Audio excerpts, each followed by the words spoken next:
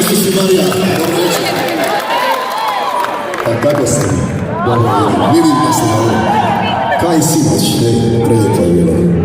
Cijeli dan pričamo. Da, dobro, nismo dugo bili u Varaždinu. Razumijem da ste se malo zaželili, ali eto, takve su okolnosti bile, pa nismo, ali danas, evo jučer, pa da ćemo doći opet vrlo brzo. Evo, želim vas sve pozdraviti.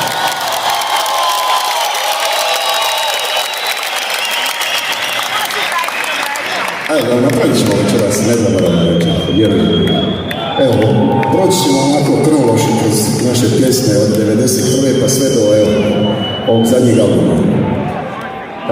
Posebno pozdravljam večeras braniteljski naše prijatelje, legende iz Varaždina i Varaždinske županije. Legendarne kume,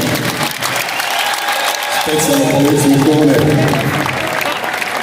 Danas sam vidio s njima družio se, pa evo, nikad nisam dugo vidio.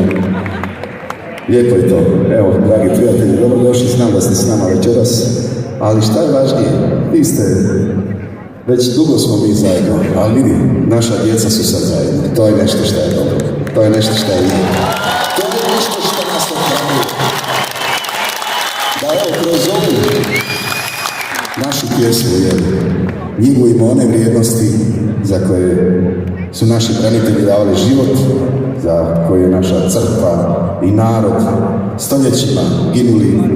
Evo, to je ono što nas okuplja i to je najveća vrijednost. Zato idemo pjevati večeras, neću vas javiti nešto.